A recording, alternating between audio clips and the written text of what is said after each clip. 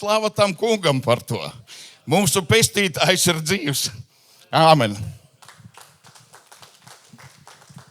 Lūkšanas ir spēcīgas un tās piepildās.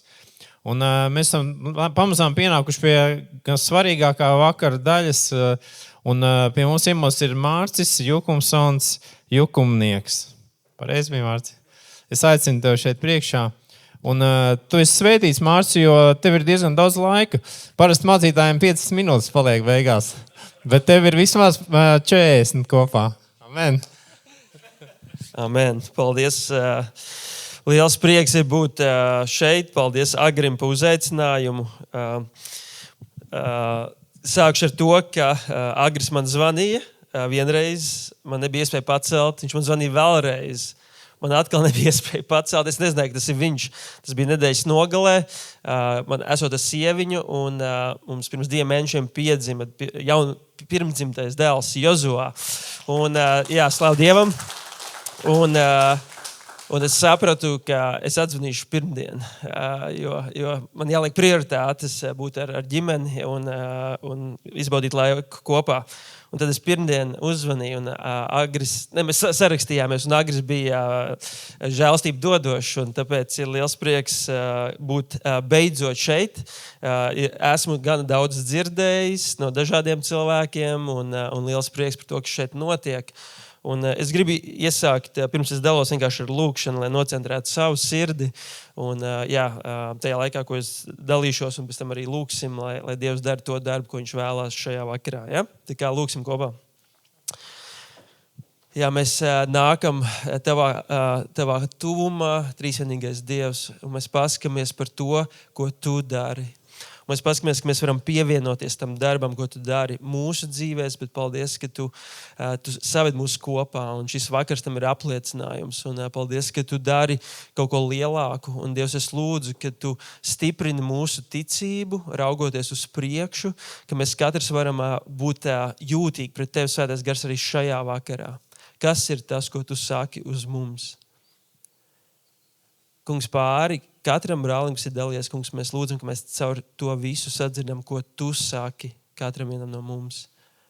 Un es lūdzu, ka tu dod mums jūtību arī šajā laikā un arī drosmi paklausīt, lai arī kas tas būtu. Jā, mēs vēlamies, ka tu runā kaut vienu vārdu, ka tu dod savu dzīvību. Mēs aicinām tevi, Svētais Gars, turpinoši darboties arī atlikušajā vakarā. Mēs nododam šo laiku tev. Jā, kungs. To mēs lūdzam vienot Jēzus Kristus vārdā. Un mēs sakam, un brāļu skaļumā. Amen, amen, ļoti labi. Tātad mans vārds ir Mārcis ar 2 gariem uzvārdiem, ko Intam izdevās izrunāt. Un esmu no Rīgas, un 2007. gadā nācu pie Kristus, atskatoties atpakaļ, patiesībā var pateikties Dievam. Vismaz 5 paudzēs ir Jēzus mīloši cilvēki man bijuši, līdz pat brāļu draudzēm zinu. Ir Bībeles panti, kas ir rakstīti maniem radniekiem 1800. gados.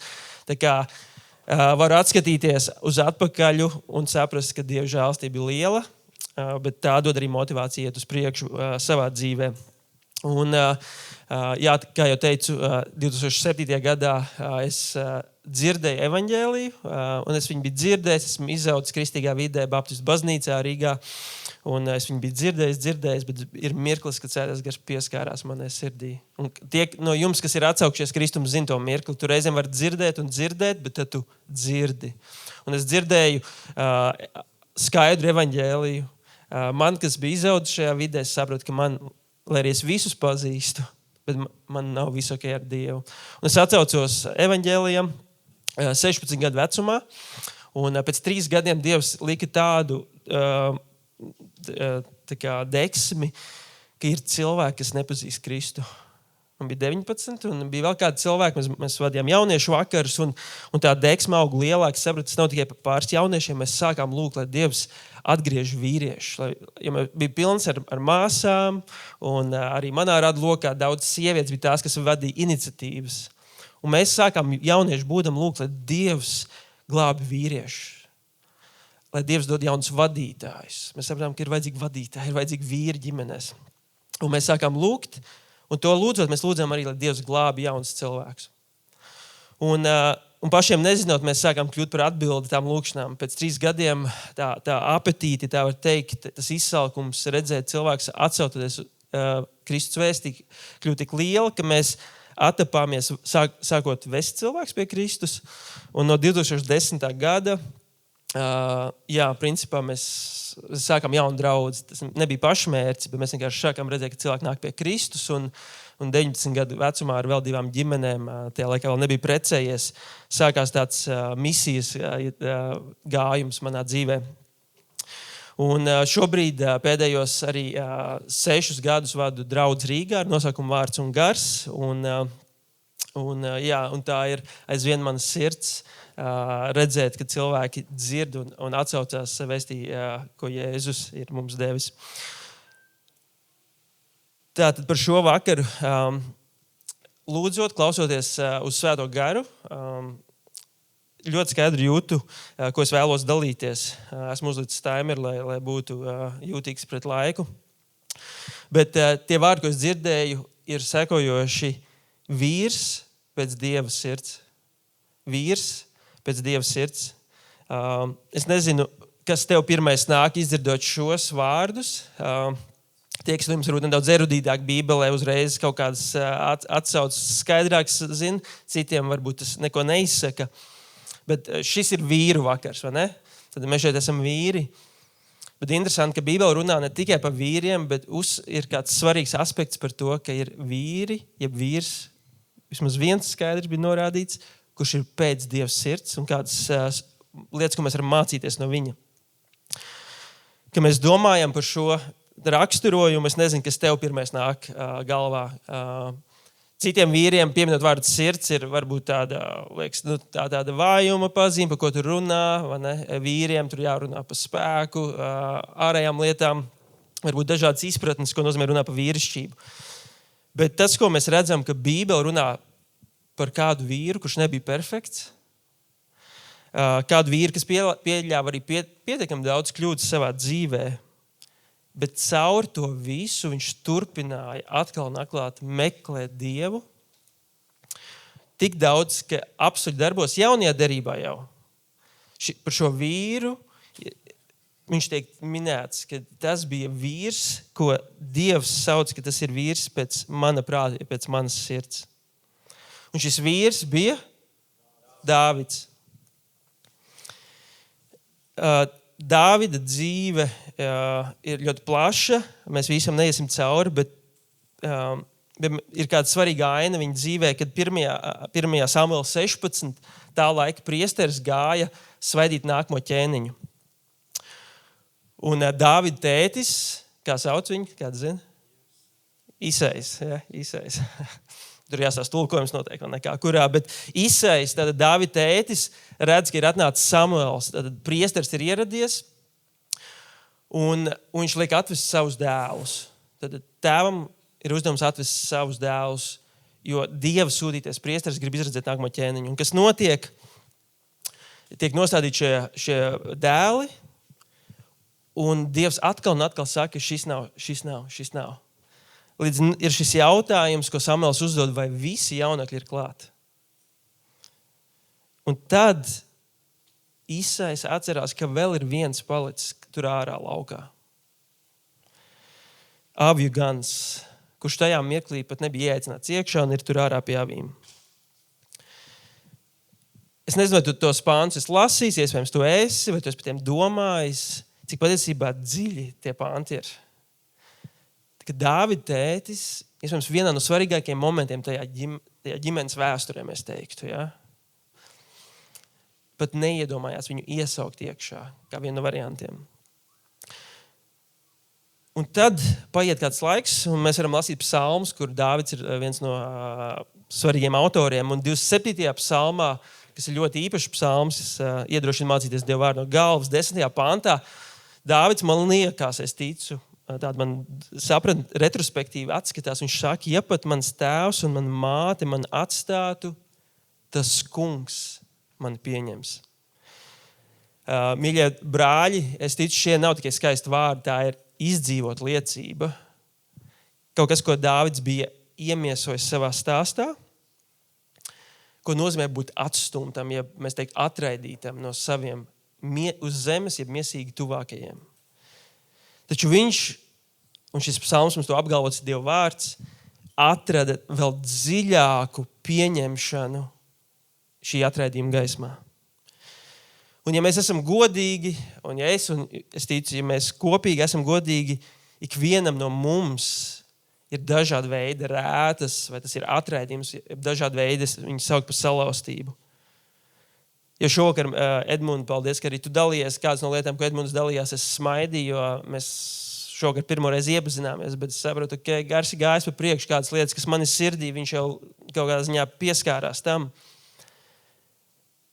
Šī tēma par tēvu un cik bieži mēs to saslēdzam šajā tēmā par vīriem.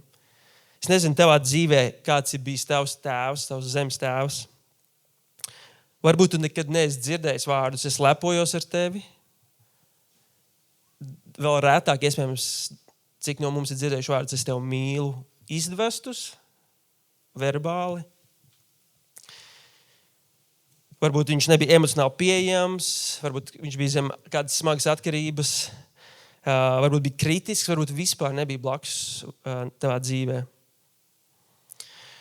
Un tā realitāte ir, ka aizvien pieauguši vīrieši, varbūt precēti ar turīgi, mēs ārēji skatītos šīs dažādas lietas viņa dzīvēs, bet viņi aizvien var dzīvot kā šie mazie atraidītie puiši, mēģinot nopelnīt to pieņemšanu, to identitāti un vērtību, ko tēvs sniedz un ko Dievs ir ielicis savā dizainā, radot ģimeni kā vienību bērnos.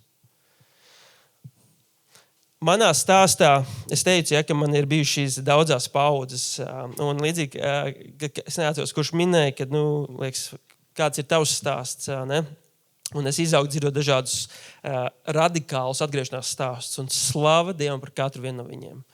Bet es tagad arvien vairāk saprotu, ka es esmu tik pateicīgs Dievam par savu šķietam garlaicīgo stāstu, kur man apkārt bija Jēzus mīloši vecvecāki, kur es redzēju kādus, kas mīl Dievu, kas ir uzticami.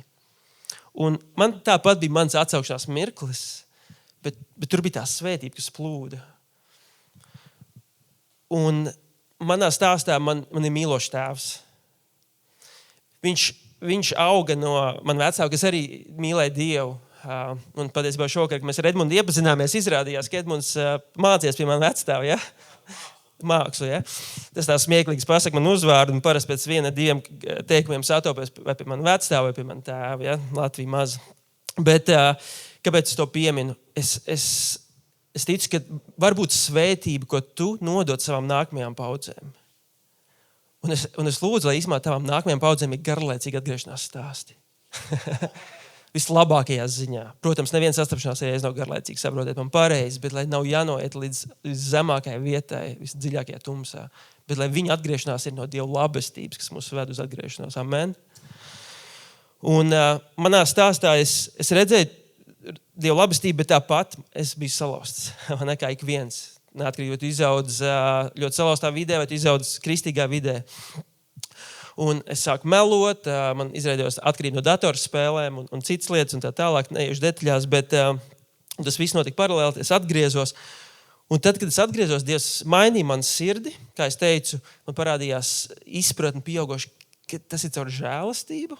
Es sarakstīju dziesmu tādu tikai tavā žēlastībā. Es nepieminēju mūziķis, un viena no lietām arī rakstu pielūgsmes dziesmas, un tas bija mana veida dienas grāmata par manām attiecībām ar Dievu.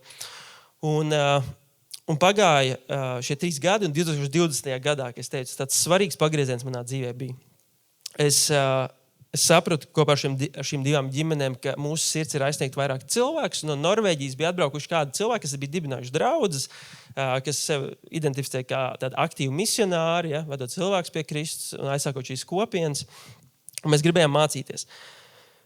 Un mana sirds bija tādā, es teiktu, lepnā vietā. Es biju sācis 3 gadu laikā lasīt daudz teoloģiju, studēt Dievu vārdu, lai arī man nebija daudz gadu, bet man bija liels izsalkums, un es biju daudz uzņēmis informāciju, bet daudz, kur man sirds vēl nebija izmainīta.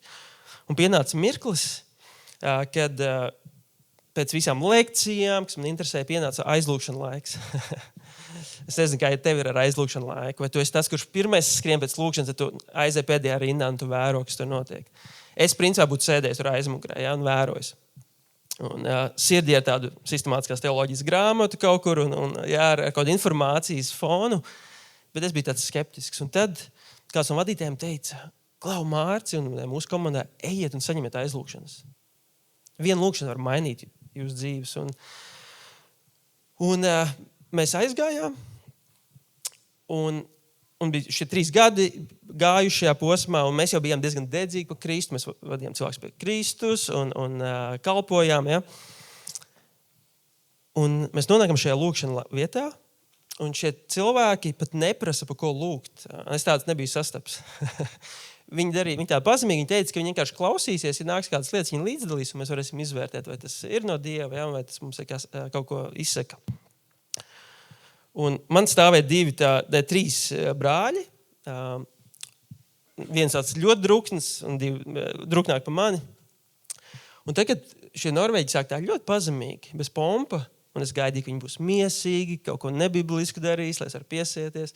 Bet viņi ļoti pazemīgi, viņi sāk lūgt par manu pirmo draugu, un viņi tik niansētas lietas sāk lūgt par viņu dzīvi, ka viņš vienkārši ātri bija asarās.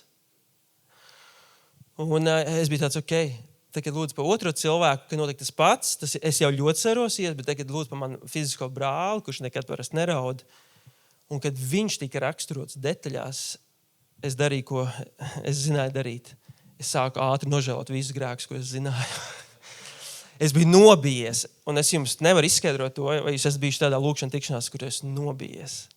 Tajā laikā man izpratne par Dievu bija limitēta.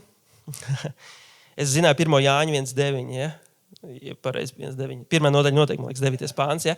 Ka Dievs ir taisnīgs un uzticams, ka tie, kas izsūdz savus grēkus, ka viņš nepiemina viņu to. Līdz ar to es zināju, ka es varu stāvēt šo pāntu, un es ātri sāku visu nožēlot, ko es varēju iedomāties. Jo man bija tāds sajūta, ka šie cilvēki, kas lūdz, ka viņi tā kā redz cauri. Tā sajūta, ka tā kā viņi redz cauri, neko nezinot, mūsu pirmo reizi satiekot. Un tad, kad nonāca šis mirklis, nevis šis teorētiskā informācija, bet šis, ja tā var teikt, lūkšana mirklis par mani, es biju tiešām nobijies. Lai arī es biju gatavs dibināt draudzi, un es vedu cilvēks pie Kristus, bet biju nobijies no šī lūkšana laika. Un kad lūdzu par mani, tas, ko es piedzīvoju, bija nevis kauns vai kādas lietas, kas tika celtas uz augšu. Es piedzīvoju to, ko es ar prātu zināju līdz tam, bet savā sirdī es nebiju piedzīvojis. Un tas skan šādi, ka Dievs pazīst mani. Viņš pazīst manu sirdi. Šis vārds pazīt, jaunajā derībā latviski bieži būtu zināt, ir grieķu vārds ginosko, daudz, kur es viņu izmanto. Tas vārds ir intīma zināšana, kas nāk no pieredzes. Tā nav tāda informatīva informācija, ko es uzņēmis, bet tā ir pazīšana caur pieredzi. Un tas, kas notika, lai arī es biju salauzts, man bija dažādas bailes, man likās, lai arī es kalpoju Dievam, bet es biju nobijies. Es slēpos kaut kādā ziņā. Un es pat izmantoju labus pānus, lai paslēptos. Tik daudz zināju teoloģiju, zinu Dievu vārdu. Bet es slēpos, bet Dievs man sastapa tajā manā slēpšanās ar mīlestību, parādot, ka viņš pazīst. Un pēkšņi pāns, ka viņš zina, cik mums mati uz galvas, man kļūt daudz, daudz reālāks. Un kopš tās dienas es sapratu, ka šī tempa tuvība ar Dievu, viņa, tā kā, es viņu sastapu tik ļoti, ka mēs pēc tam ejot pirtī, mēs pusstundu nerunājām. Man parasti grūti apstādināt sarunās pie Jēzu un kristīgā vidē. Bet mēs no tās svētā sastapšanās mēs apklusām. Mūsu šīs tādas vīru sirds tur mainīt pasauli un vest cilvēks par Kristu pēkšņi bija ievests kaut kādā citā vietā, kur Dievs parādīja, Mārci, pirms tu ej un kalpo manā vārdā, veidojot manus mācekļus, es vēlos tev atgādināt, ja pirmoreiz parādīt, es tev pazīstu. Un es nezinu šajā vakarā, kur esi tu savā dzīvē. Varbūt tu jau kalpo gadiem, varbūt tu nesen esi atgriezies pie Kristus un tas ir jauns ceļš tev. Varbūt tu zini ļoti daudz informāciju. Reizēm informācija mūs var tā kā nogremdēt lēnām, ka mēs zinām daudz, bet kaut kā pazūd tā informācijas dzīvība mūsos. es gribu pateikt, ka labās ziņas, ka Dievs arī šovakar vēlas tev vai pirmoreiz parādīt vai atkārtot, parādīt, ka viņš ir šajā telpā un viņš tev pazīst. Pat ja tu liekas, ka tu vēlies slēpties vai tu esi slēpies, varbūt ne visās sfērās, bet kādās. Jēzus ir šeit un tas izmaina visu. Tas izmaina visu, ja tu padomā. Tās lūkšana laiks pirms 16 gadiem izmainīja man dzīvi. Es jau biju glābts, es rakstīju dziesmas par žēlastību, es kalpoju, es dibināju draudzes, vai cilvēks pie Kristus, Kristī cilvēks. Bet es nebiju piedzīvojis, ka Jēzus man tā pazīst. Un es aizmirsu par visiem cilvēkiem, kas bija telpā, un es sapratu, viņš pazīst manu sirdi. Un ja tu uztver to, tas man vēl tagad skudriņas nāk, ja tu uztver to, ka Dievs tev pazīst, viņš zina, no kā tev ir bail. Viņš zina, par ko tu sapņo. Viņš zina tavas nedrošības, kuras tu slēp. Viņš zina grēku, ko tu cīnies. Un mums bieži liekas, ka tās lietas mūs attur viņam tuvoties, bet patiesībā viņš jau tās lietas zina. Un tas evaņģēlis skandalozā vēsts ir, ka viņš nāk pie mums, kā rakstīts Vēstulē Romiešiem, kamēr mēs bijām grēcinieki. Un aizvien, kamēr mēs vēl cīnāmies ar grēku vai esam uz bailēs, viņš nāk, lai tevi un mani sastaptu. Mums kā vīriem tas jādzird, Dievs redz tavu sirdi. Mēs fokusamies bieži uz to darīšanu, uz to ārējo, vai ne? Un tam ir sava vieta, nepārprotiet. Bet tas, kas Dievu interesē visvairāk, nav tas, ko tu spēj izdarīt priekš viņa, bet tas, kas notiek tavā sirdī. Un es sāku ar stāstu par Dāvidu, vai ne? Viņš bija piedzīvis atraidījumu un kaut kādā ziņā izprocesējis viņu ar Dievu. Un psalmi ir skaista vieta, kur viņš to ļoti procesē. Un mēs redzam, ka aptuveni 14 paudzes vēlāk, aptuveni 1000 gadus, nāk kāds cits, kurš nāk kā Dāvida dēls. Un pirmajā publiskā viņa kalpošanas sākuma mirklī, liekas, kas ir tik svarīgs, kas tiks paziņots. Un Mateja 3 mēs redzam, ka Jēzum, viņa kalpošanas sākumā ir viena no 3 vietām jaunajā derībā, kur, ja es pareizi saskaitīs, varat man labot, kur Dievs publiski, jeb skaļi runā, un 2 no tām Dievs tēvs apliecina Jēzus identitāti. Un tur ir rakstīts, un redz, balss no debesīm sacīja, šis ir mans mīļais dēls, uz ko man labs prāts. Interpretējot no dažādiem tulkojumiem, arī angliski, mēs varētu teikt, latviski šī doma, uz ko man labs prāts, viņa neskan ļoti personīgi, vai ne? Liekas, var saprast domu. Kāds no tulkojumiem saka, šis ir mans mīļotais dēls, kurā es rodu iepriecu. Dievs tēvs pirms Jēzus publiskās kalpošanas, pirms viņš bija dziedinājis slimo, pirms kalna svētrunas, pirms viņš piepildīja savu mesijānisko titulu, nākot kā šis gaidītais pravietotais ebreju ķēniņš, ar ko Dievs tēvs iesāk publiski Jēzus kalpošanu. Šim, kas iemieso visu vīrišķību, kas nāk kā Dāvida perfektais pēctecis. Dievs tēvs apliecina, ka es tevi mīlu. Tu esi mans mīļotais. Es tevi rodu iepriecu. Vispirms nāk identitāte un tikai tad, kad Jēzus publiski identitāte ir apliecināta no Dieva tēva kā par savu dēlu, Jēzus iet un sāk kalpot. Un, mīļie brāļi, vīri, šī secība ir tik svarīga mūsu dzīvēs. Vispirms nāk tava identitāte, tas, kas tu esi, un tikai pēc tam nāk tas, ko tu spēj darīt. Tava kalpošana, tavs aicinājums. Vispirms nāk tas, ka tu esi pieņemts, tā kā Edmunds šodien teica, bez nekā. Tas ir evaņģēlijs. Kristus tev pieņem bez nekā, kas tev ir ko pienest. Ne tavs dāvans, ne tavs status, ne manas 5 paudzes ar kristiešiem, un, lai arī tā ir pateicība. Evaņģēlijs ir, ka tu neko nevar pienest Dievam, izņemot sev pašu. Un vispirms ir tas, ka tu ar Kristus saka, ka viņš ir ceļš pie tēva, un tu saņem savu jaunu identitāti, ka tu esi mīlēts dēls. Tāpēc, ka tu esi iekš Kristus Jēzus, jaunās derības valodā, mēs esam Kristu Jēzu.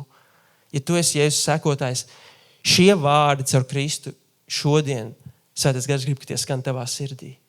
Tu esi pirms tu esi vīrs un tēvs, kas tu esi, daudz no jums ir, tava primārā identitāte kā Dieva bērnam ir tava dēla status, tava identitāte. Un Jēzus nekalpoja, lai to nopelnītu. Viņš kalpoja no šīs mīlestības. Viņš to saņēma, ja tā mēs teiktu, publiski, un viņš sāk iet.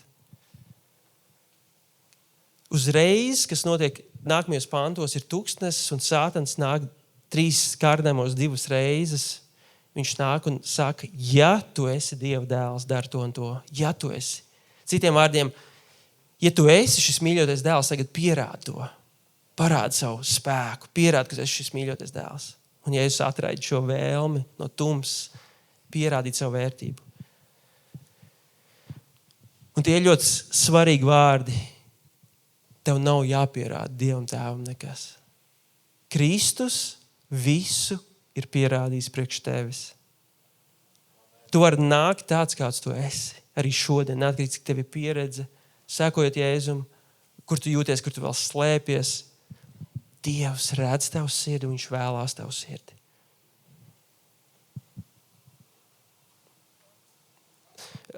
Mūsu dzīvēs ir dažādas balsis, kas skan. Līdzīgi kā Jēzum, viņš dzirdēja tēva balsi, un uzreiz nākamajos pantos mēs redzam gars viņu vada tuksnesī, un tur skan cita balss. Sātana balss. Un arī mūsu dzīve ir piesātināta ar cīņu pa mūsu sirdi, un ir šīs balss, kas cīnās par to, kamā tu klausīsies. Un pēdējos gadus kalpojot, viena no lietām, ko es daudz redzējis, ka mūsu pagātnes pieredzes tik ļoti ietekmē to, kā mēs dzīvojam šodien.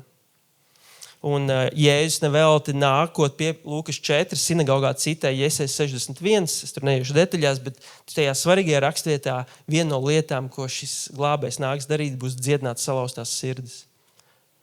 Un es ticu, ka daudz dziedināšanas Dievs vēlas darīt pie mūsu sirdīm. Un tas, ko es redzēju, ka arī kristieši, kas ir jauni piedzimuši, piepildīti svēto garu, staigā, viņi bieži, tā kā es toreiz, var slēpties aizvien, ka ir kādas salauztas vietas, kādas vietas, kur tu jūties, kur tu baidies pat varbūt sastapt Dievu. Bet tā labā ziņa, ka Dievs vēlas tev sastapt tur. Bija kāda māsa mūsu draudzē, kur saprata, ka viņas dzīvē kaut kas bloķējās. Atkal un atkal, gan laulībā, gan viņas gājumā. Viņa nobriedz cilvēks, ja, mums kalpotāja komandā. Un mēs teicām, paprasam svētam garam, kas bloķē tavu sirdī, to dzīvību plūst. Un pēkšņi viņi redz bildi.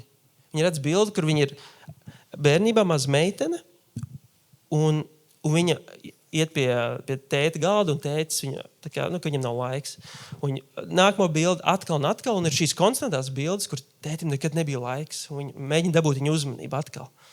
Un tad bija kāda situācija, ka viņa skrien, un viņa nokrīt. Un momentāli tētis bija klāt. Un tas, kas notika ar to vienu situāciju, pēkšņi viņai parādījās viss viņas dzīve. Un arī tā ir sieviete, bet tic, tas tulkojas uz mums ikvienu. Kad ar vienu salauztu pieredzi, kas notika, viņa saprata, ka ja viņa sāk manipulēt, viņa dabūs savu tēta uzmanību. Un viņa sāk apzināti darīt sev pāri, jo uzreiz tētis bija klāt. Un šī mazā sirds tika salauzta, un viņa atapās, ka pēkšņi viss viņas dzīves garumā viņa bija manipulējis ar visiem cilvēkiem savā dzīvē, lai dabūtu uzmanību. Gan ar Dievu, gan ar līdzcilvēkiem, un ja viņa nedabūja, viņa sāka manipulēt situācijas, lai dabūtu uzmanību. Līdz mirklim, kad Dievs parādīja to un teica, es redzu to salauztību. Es vēlos nākt dziedināt tavu sirdi un runāt patiesību. Un viņa bija gatava sastapt Dievu, un viņas sirds tika dziedināta, un viņa tagad ir pilnībā atjaunot laulību un veids, kā viņa ir attiecībās ar Dievu. Bija kāds cits cilvēks, kam mēs kalpojām, un bērnībā par viņu, viņa teica vai māma, es vairs neatceros precīzi, bija teicis sekojuši vārdus. Tur bija kāds veselības problēmas un teica sekojoši, tu nekad neaprecēsies, un pat, ja tu aprecēsies, tev būs briesmīgi bērni. Un tas bija tā kā tāds no aizvainojuma šie vārdi tika teikt no vecākiem par savu bērnu. Tīņu vecumā. Un šie vārdi, ja tā var teikt, jā, tiešām kā lāsts, viņi sekoja šim cilvēkam līdz vienam mirklim, kad viņš nebija par to nekad tā domājis. Viņš domāja, kāpēc man laulībā ir problēmas, kāpēc man ar bērniem ir problēmas, visu laiku kaut kas buksē. Un pienāca šis mirklis atkal lūkšanā teikt, paprasam svētam garam. Svētais gars ir kaut kas, ko tu vēlies man rādīt, darīt pie manas sirds, un pēkšņi viņš redzēja šīs situācijas. Un caur to Dievs skaidri pieklāja pie viņas sirds, kad viņš var sniegt piedošanu saviem radiniekiem, kas bija runājuši iznīcības vārdus, un tā vietā teikt, Dievs, ko tu sāki par manu dzīvi.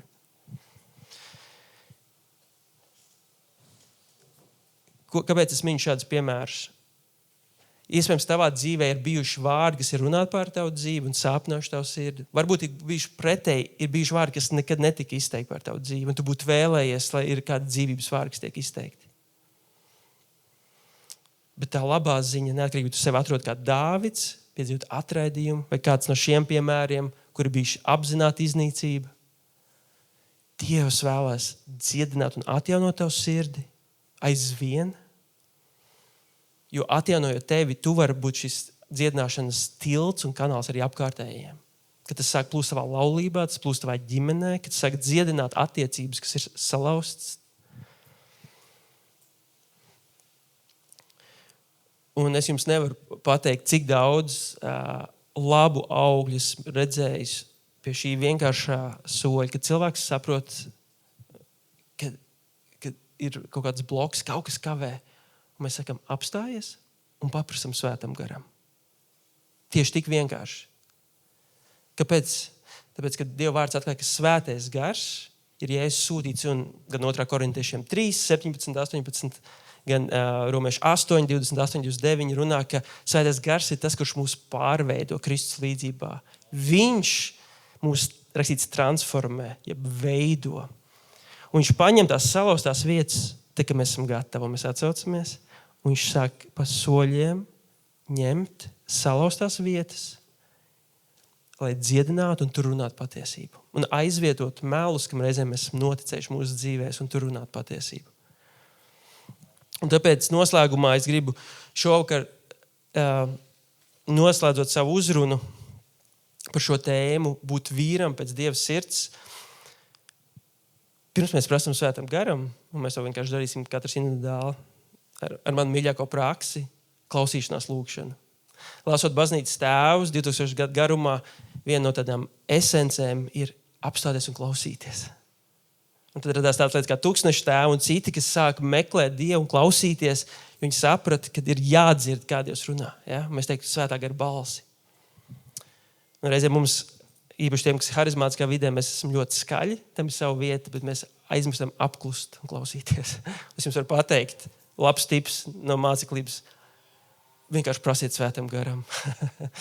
Bet pirms mēs to darām, ka tu vari uzdot jautājumu, kas tu vari domāt jau šobrīd, kas ir tās rētas, kas varbūt no pagātnes aizvien šobrīd deformē tavu dzīvi. Tavas attiecības ar Dievu vai tavu laulību, to, kāds tu esi saviem bērniem, savā darba vidē. Tas, ko svētais gars dara, viņš attiecina, man daloties, viņš ir unikāls, viņš spēja attiecināt tev tavā veidā, tavā stāstā. Viņš spēja paņemt to, ko es dalos, un pielāgot tev.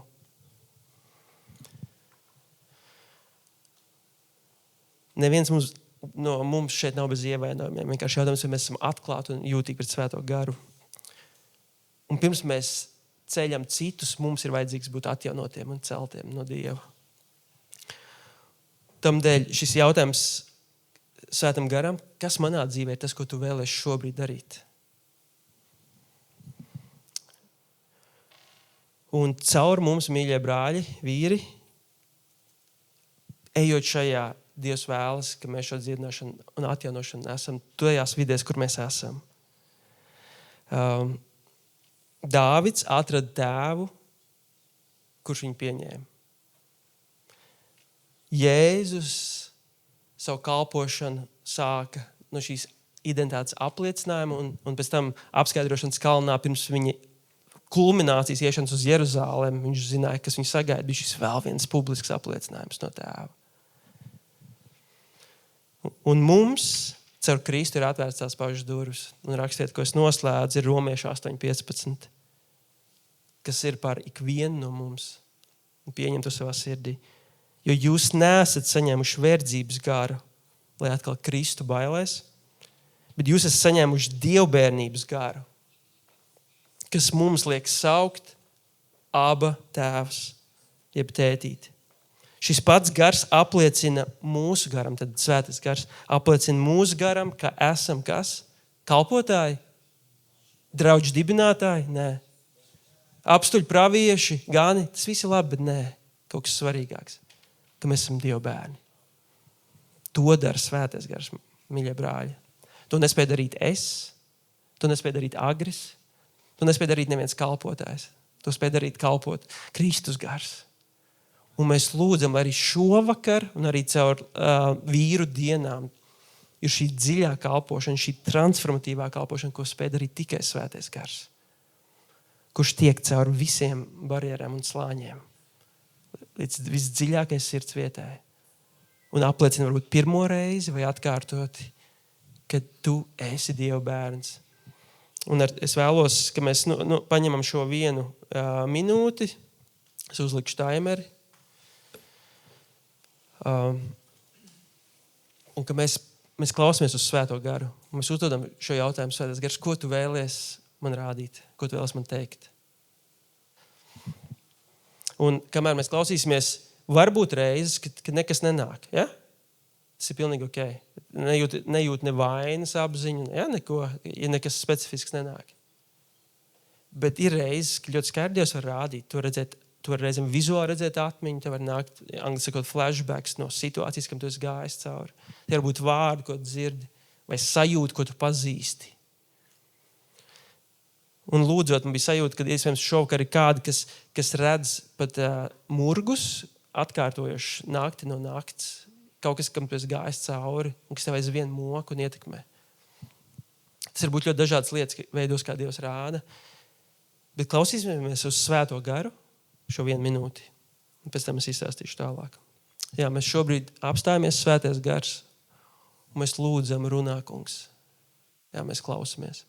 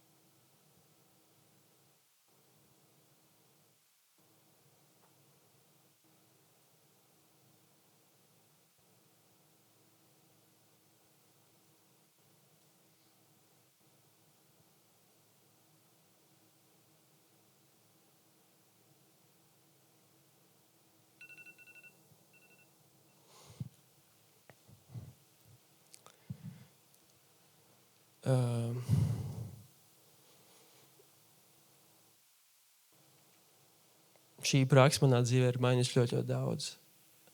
Un es nezinu, ko tu šobrīd piedzīvoji, vai bija klusums. Mūsu uzdevums ir nākt Dievu priekšā, ja? Pārējais ir viņa atbildība. Bet es ar Agri nepakonsultējos, kā vēlas noslēgt. Es redzēju, ka ir reizes, kad šeit beigās ir aizlūkšanas. Es nezinu, vai šokar ir iespēja vēl saņemt aizlūkšanas, vai tā ir daļa. Es ticu, ka ir. Es vismaz labprāt aizlūkšu. Bet tajā mirklī, kad Dievs tev rāda kādu situāciju, tā kļūst arī tev atbildība kaut ko darīt ar to. Un Dieva vārds ļoti skaidri māca, ja kāds ir grēkojis pret tevi, Jēzus ceļš, ja viņa mācekļa ceļš ir piedošanas ceļš.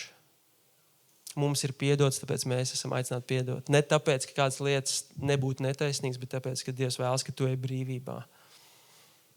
Un kādiem no jums, ja jūs redzat, vai nāca atmiņa, kur kāds ir kaut ko darījis pret jums, tad tad tas pirmais ceļš patiesībā ir piedošanas ceļu.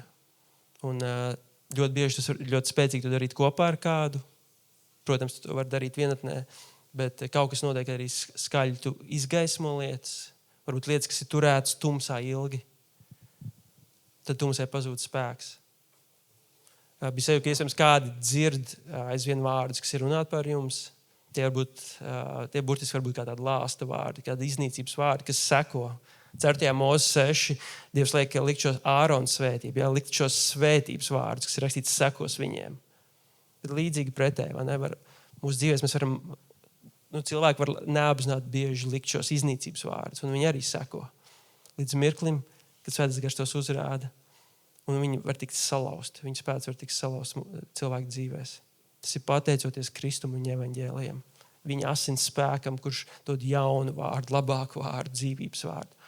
Un ja tu šobrīd jūti, ka kaut kas, kas ir teikts par tavu dzīvi, aizvien neļauj tev iet tajā, ko Dievs tev aicina, tad es gribu noslēgt ar liecību no manas sievas. Mēs bijām lūkšana izbraucienā.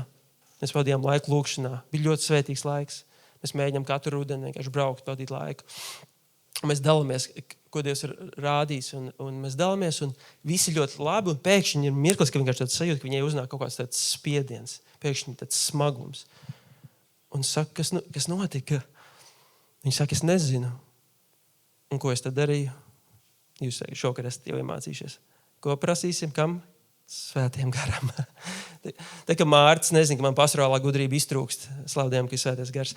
Un mēs ejam, mēs prasam Svētam garam. Svētais Gars, kas tas par smagumu, kas tika uznāca manai sieviņai Kristiānai? Un pēkšņi viņa redzēja vārdus es nevaru. Man liekas, no kurienes tas parādījās? Viņa prasa Svētais Gars, kas tie par vārdiem? Un pēkšņi viņa saredzēja, ka visa viņas ģimenes dzīve neapzināti vecāki bija nodevuši šo domu. Es jau nevaru. Ir kāda vēlme kaut ko darīt, aizsākt biznesu, bet es jau nevaru. Un tas liekas mazi līdz mirklim, kad Dievs viņai teica kādas lietas, ko viņš aicina viņai darīt. Un pēkšņi mēs Pāvila vārdiem teikt, šis cietoksnis, šis pretarguments nostājās pret Dievu balsi, saka, es jau nevaru. Saprotiet? Un tajā mirklī Dievs vēlējās noārdīt šo mūri, kas bloķē manas sievas dzīvi, un patiesībā arī Dieva valstības nešanas ar viņas dzīvi. Un mēs viņā apzināti nožēloja ticību meliem šiem vārdiem savā dzīvē. Viņa teica, ka viņa pieņem to, ko Dieva vārds saka. Un iespējams kādiem no jums tas arī ir varbūt jūsu dzīvēs. Ka ir kādas lietas, kam jūs esat noticējuši. Bet jums ir jānožēlo ticību šiem vārdiem un pieņem to, ko Dieva vārds saka. Ja? Un tā kā es nezinu, vai ir viena pielūgsmes dziesma, vai kamēr mēs lūdzam, varbūt vienu dziesmu vismaz novadīt vai instrumentāli. Un vienkārši, ka mēs varam dot iespēju tiem, kas vēlas saņemt aizlūgšanu. Un bija sajūta arī, ja kāds no jums klausoties, divas lietas. Viens ir izjūt varbūt žņaudzošu sajūtu kakla rajonā, un tas parādījās iespējams saistībā ar kādu no tām atmiņām, vai fiziskas sāpes, tas reizēm tā var būt. Tumsa ienīst mūsu dzīves, un reizēm pieskaroties kādai sāpīgai atmiņai, tam varbūt arī garīgas ietekme, ko tums ir izmantojis mūsu dzīvēs. Tā labā ziņa, ka jebkāds spiediens, jebkāda tumsa ir spiesta atkāpties, ka Kristus pienāk klāt.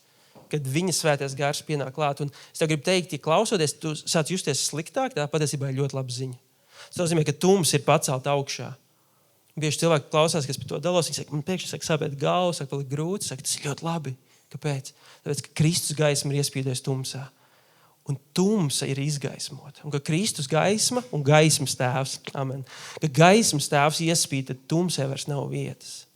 Un es tev šodien gribu teikt, gaismas tēvs ir šeit, un neatkarīgi, vai tu izjūti spiedienu, sāpes, bailes, viņš grib darīt mūs brīvus, jo ko Kristus dara brīvus, tas ir patiesi brīvs. Lai būtu brīva tev laulība, lai tu vari operēt arī tajā kalpošana un aicinājumā, ko Dievs ir tev grib virzīt, bet tu to nedarīt, lai nopelnītu viņu mīlestību. Vai tu tajā varbūt neej, tāpēc, ka ir kādi vārdi teikt par tavu dzīvi. To visu Dievs var un vēlas nojaukt, ja mēs tojamies viņam. Un tāpēc, es ticu, ka gan jau ir kāda no komandas, kas ir gatava aizlūgt par cilvēkiem šeit priekšā. Es pats te būšu. Un kamēr varbūt skan šī dziesma, tu vari arī palikt savā sēdvietā. Protams, ir reizes, ka mums vienkārši jābūt ar Dievu. Dievs var pieskarties arī mūsu dzīvē patiešām. Ja? Bet ir reizes, kad Jākab 5:16 saka, izsūdziet cits citam savus grēkus, ka jūs to bet dziedināti. Kaut kas ir šajā cits citam realitātē, ko šāds vakars, man liekas, ļoti skaisti ilustrē. Mēs esam vajadzīgi, un tas nav tik bieži par to otru brāli, bet tas par mūsu soli uzticēties. Un par to, ka mēs nebaidamies iznest gaismā, lai tas, kas ir tumsā, kļūst par gaismu. Un tāpēc es lūdzu to Jēzu pirms šī lūkšana laika, ka jebkāds spiediens, jebkādas bailes, jebkāda varbūt trauma vai atmiņa no pagātnes, Dievs, kas varbūt ir mocījusi, varbūt ietekmēs visu dzīvi tik tālu. Es paskos, ka nav nekas, neviens spēks, neviena vara, neviens grēks, neviena atkarība, kas var iet pāri tavai mīlestībai, tos mīlestības atbrīvojošam un dziedinošam spēkam. Un es pasakos, ka tu vēlies, ka mēs ik viens dzīvojam kā vīri pēc tavas sirds. Ka mēs operējam nevis ar salauztām sirdīm, bet ka mēs esam ar šīm dziedinātājām, atjaunotām sirdīm vīri, kas mīl tevi, kas mīl bezbailīgi, drosmīgi. Un tāpēc es lūdzu arī šajā laikā, kungs, drosmi spērt tos paklausības soli, vai tas ir piedošanas ceļš, vai tas ir grēku nožēlas ceļš, vai tas ir atzīšanas ceļš. Un, kungs, vienkārši lūdzu, lai tavs svaidījums vada mūsu brīvībā. Ne tikai mūsu dēļ, kungs, bet mūsu ģimeņu dēļ, mūsu drauģu dēļ, mūsu nācijas dēļ, kungs. Kas ticu viens izmainīts vīrs var nest atmodu, kungs. Paldies tev, Jēzu.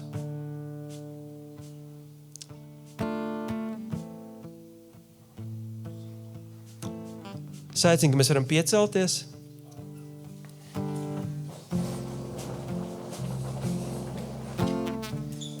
Un varbūt ir varbūt viena dziesma, ko mēs varam kopīgi dziedāt. Un šīs dziesmas laikā, ja tu vēlies saņemt aizlūgšanu, tu vari nākt šeit priekšā.